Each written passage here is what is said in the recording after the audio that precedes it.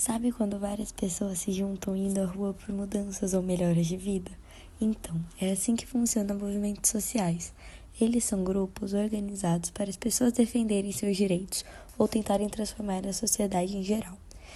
No Brasil, em 2013, houve um chamado Jornadas de Junho, que começou tudo pelo aumento de passagem do ônibus, porém o movimento se expandiu de tal maneira que houve discussões sobre corrupção política, economia e qualidade de vida. Diversas pessoas de diversas cidades participaram desse movimento. Porém, como muitos acham, movimentos sociais não são várias multidões sem controle nenhum. Existem certas diferenças em aglomerações que agem em situações de pânico, que se juntam sem organização, e movimentos sociais, que existem uniões, objetivos e organizações para lutar por algo. Vários sociólogos já estudaram sobre o assunto. Karl Marx acreditava que o movimento acabou surgindo pela desigualdade entre classes sociais, como os ricos e os trabalhadores. Já diversos sociólogos, como Durkheim e Weber, relacionavam esses movimentos à mudança da sociedade moderna e como nós não teríamos como agir sobre eles. Em 1925, o sociólogo Alan Turing começou a estudar os movimentos sociais contemporâneos e descobriu que os grupos normalmente tinham líderes organizados, grande experiência, mobilização e um uso excelente da comunicação para reunir pessoas em torno dessa causa por pautas importantes. Possibilidade de usar redes de comunicação para fazer circular palavras de ordem, habilidades e previsões de consequências. Domínio de interesses comuns do grupo social, valores tradicionais e guias de comportamento.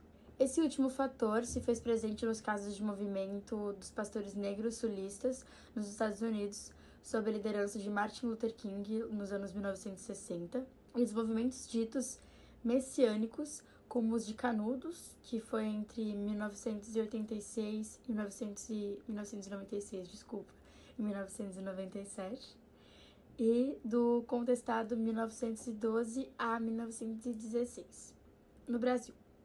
Tais eventos apresentaram o aspecto citado por Turing e a partir de referências religiosas e místicas que exerceram papéis aglutinadores. Uma perspectiva bem ampla, os movimentos com características tão dispares poderiam ser classificados em 3 campos: movimentos reivindicativos, os políticos e os de classe. Os movimentos reivindicativos pretendem impor mudanças nas normas, nas funções e nos processos de destinação de recursos da sociedade.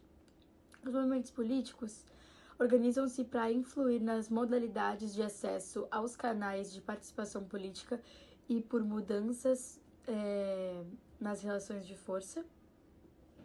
Os movimentos de classe podem chegar a subverter a ordem social e a transformar o modo de produção e as relações de classe. Entre os movimentos reivindicativos, é possível incluir a Greve Geral de 1917, ocorrida em São Paulo, com desdobramentos pelo Rio de Janeiro e outras cidades do país, ou o atual Movimento dos Trabalhadores Rurais Sem Terra, o MST, cuja luta concentra-se na defesa da reforma agrária.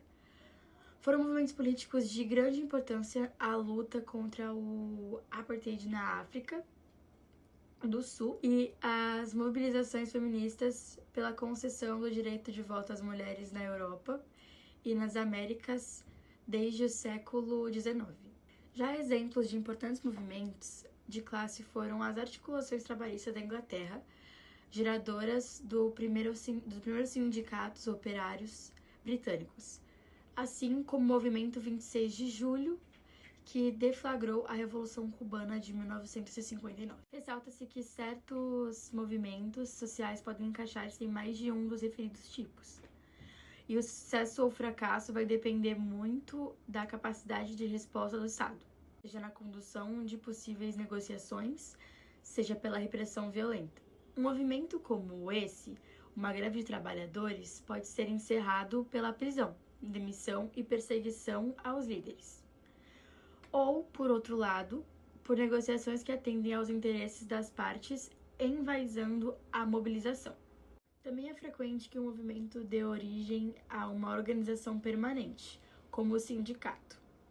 Neste caso, esgota-se o movimento pela via de institucionalização de uma entidade legal, um partido político, um sindicato, uma organização não governamental, que no caso é uma ONG, entre outras. Da mesma forma, um movimento religioso pode passar de movimento social à fundação de uma nova denominação religiosa.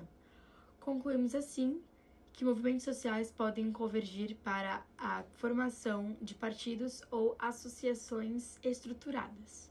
Mas isso não significa que a institucionalização não seja o destino necessariamente do movimento social. Olá, bom dia. Hoje eu falarei um pouco sobre a legalidade, legitimidade e movimentos sociais. Para iniciar, gostaria de pontuar a diferença entre a legalidade e legitimidade. A legalidade está relacionada ao cumprimento de leis e regras de um país. Já a legitimidade vai além das leis, porque depende da aceitação e do apoio da população. Nem tudo que é legal é necessariamente legítimo. Da mesma forma, nem tudo que é legítimo é legal. Um exemplo é o Ato Institucional número 5, criado durante a ditadura militar. Ele era legal, entretanto muitas pessoas não o consideravam legítimo. Já o divórcio foi considerado legítimo por grande parte da população durante um grande período de tempo, mesmo antes do mesmo ser legalizado no Brasil. Quanto maior a legitimidade de um governo, menor será a necessidade do uso da força. Quando a população apoia um governo, as pessoas vão obedecer ele de forma natural. Porém, da mesma forma, se houver menos consenso, pode haver maior uso da violência por parte do governo. Bom, agora eu irei explicar os movimentos sociais. Eles não são apenas grupos de pessoas reunidas, possuem objetivos, causas, consequências importantes para a sociedade. Existem vários tipos de movimentos sociais, como os movimentos operários, feministas, antirracistas, ambientalistas, também aqueles relacionados a comunidades LGBT. Temos alguns exemplos históricos brasileiros, como a Liga dos Camponeses, que lutavam pela reforma agrária e por melhores condições de trabalhadores rurais.